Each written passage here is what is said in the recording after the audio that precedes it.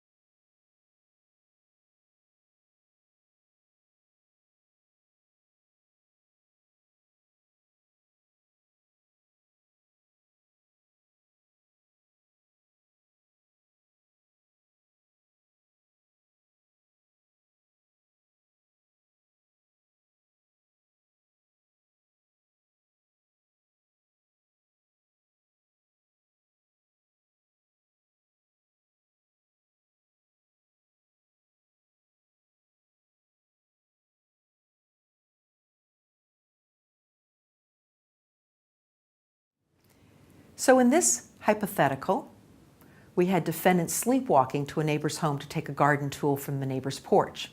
And based upon all that we've learned about actus reus and general principles under the Model Penal Code of what constitutes an involuntary act, I asked you, if you assume that the jury believes defendant was sleepwalking, has he committed a sufficient actus reus for larceny?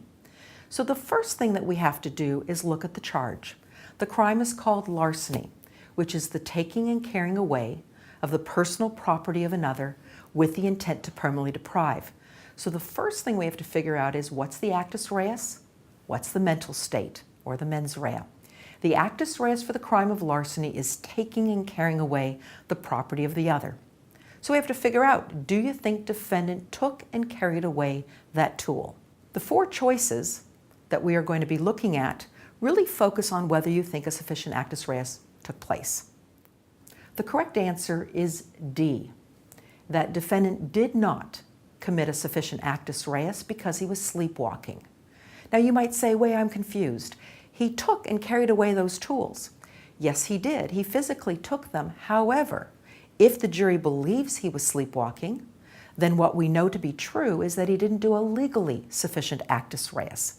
That's very similar to our mother who killed the doctor, or Decina getting in the car with the first seizure. The reason answer A is wrong is because answer A says, yes, he's guilty because he took the tools back. But answering that question would deny the point of the Model Penal Code, which says if you commit a crime while you're asleep or sleepwalking, there's no actus reus. It's in fact an involuntary act and you're acquitted. B is also wrong, but for a different reason. We were asking, was there a sufficient actus reus? The answer to B focused on his mental state. And while it's true that he didn't have the intent to permanently deprive because he was sleeping, that's not the question we asked. The question we asked is, under the principles of larceny, did he do a taking and carrying away?